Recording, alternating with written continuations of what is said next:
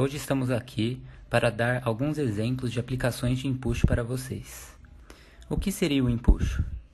Bom, ao entrarmos em uma piscina, nos sentimos mais leves do que quando estamos fora dela. Isto acontece devido a uma força vertical para cima exercida pela água, a qual chamamos empuxo. O empuxo representa a força resultante exercida pelo fluido sobre um corpo. Como tem sentido oposto à força-peso, causa o efeito de leveza no caso da piscina ou do mar. A unidade de medida do empuxo no sistema internacional é o Newton. Foi o filósofo, matemático, físico, engenheiro, inventor e astrônomo grego Arquimedes quem descobriu como calcular o empuxo. Por isso, a fórmula do empuxo é conhecida como princípio de Arquimedes. Arquimedes descobriu que todo corpo imerso em um fluido em equilíbrio dentro de um campo gravitacional fica sob a ação de uma força vertical, com sentido oposto a este campo, aplicada pelo fluido, cuja intensidade é igual à intensidade do peso do fluido que é ocupado pelo corpo.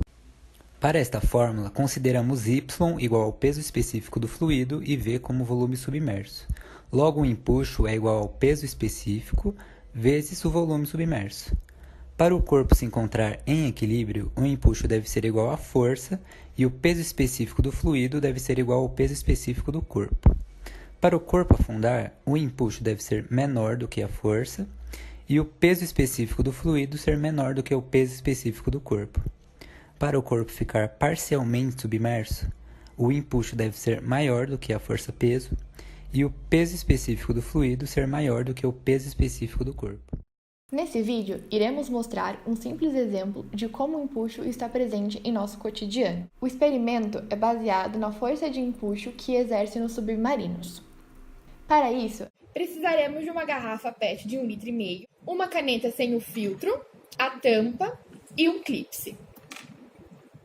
Fecharemos a caneta com a tampa, colocaremos o clipe de baixo para cima e fecharemos.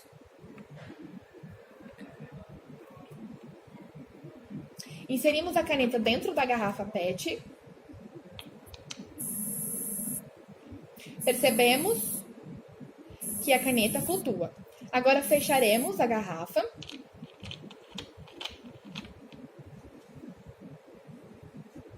E aplicaremos uma força nas laterais. Podemos perceber que a caneta afunda. No funcionamento de um submarino, devemos analisar dois aspectos: o princípio de Arquimedes e a pressão suportada pela estrutura. O princípio de Arquimedes permite calcular a força de um fluido que ele exerce sobre o sólido mergulhado. E para que o submarino afunde, devemos aumentar o seu peso, o que se consegue armazenando água em seus reservatórios adequados no seu interior. E para que ele volte a flutuar, a água deve ser expulsa de seus reservatórios para reduzir o peso do submarino e fazer com que o empuxo se torne maior que o peso. E se observando essa terceira imagem, o submarino está completamente imerso.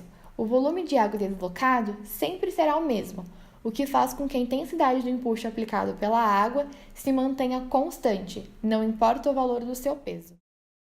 Nosso primeiro exemplo é sobre as plataformas de petróleo e vamos falar especificamente da plataforma de pernas atirantadas, conhecidas como TLP. No inglês é a sigla para Tension Leg Platform. Iremos fazer as explicações dos exemplos, explicando o exemplo e dizendo como a teoria do empuxo é aplicada. A plataforma TLP é uma estrutura flutuante ancorada verticalmente. É especialmente utilizada em casos de reservatórios de mais de 300 metros de profundidade. São unidades flutuantes utilizadas para a produção de petróleo. Sua estrutura é bastante semelhante à da plataforma semi-submersível.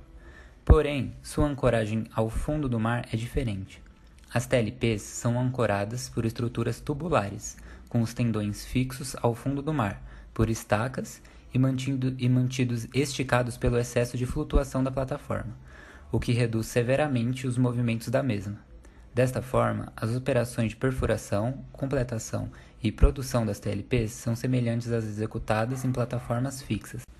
As linhas de ancoragem são estruturas esbeltas que conectam as unidades flutuantes ao fundo do mar e cuja principal função é manter as unidades flutuantes o mais próximo possível das suas posições originais.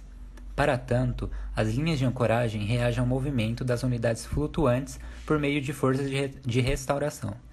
Entre os materiais mais utilizados na construção de linhas de ancoragem encontram-se as amarras de aço, os cabos de aço e os cabos de poliéster. Quando a unidade flutuante se encontra sob a ação do carregamento ambiental, ela sofre um deslocamento que corresponde à distância horizontal que a unidade percorre desde a sua posição inicial de equilíbrio neutro até a posição final sob a ação dessas cargas.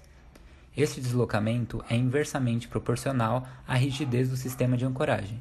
Assim, quanto mais alta a rigidez, menor será o deslocamento. É importante destacar que as linhas de ancoragem também são utilizadas para compensar o movimento vertical, principalmente plataforma do tipo TLP, causado pelo empuxo da parte submersa da embarcação. No segundo exemplo, vamos falar sobre efeitos fisiológicos e evidências científicas da eficácia da fisioterapia aquática. O uso das propriedades físicas da água como meio de cura ou tratamento de variadas condições clínicas data de tempos remotos são bastante utilizadas em nosso cotidiano. A compreensão das propriedades físicas da água e das respostas fisiológicas à imersão associadas ao uso de movimentos e exercícios pode favorecer a atuação da fisioterapia aquática e potencializar o processo de intervenção fisioterapêutica. Vale ressaltar que uma das circunstâncias que determinaram a evolução das pesquisas e uso das propriedades da água como tratamento é a diminuição da ação da gravidade. Tal característica fornece um ambiente ideal para a reabilitação de indivíduos que necessitam de uma menor descarga de peso nas articulações ou possuem limitações na terapia em solo. Nesta animação, vemos que a pressão hidrostática aumenta a circulação e a drenagem de edemas. Além disso, temos um empuxo, que é a força contrária da gravidade, onde com imersão até o pescoço alivia 90% da carga. Já na imersão até o peito, alivia 75% da carga, facilitando os movimentos articulares.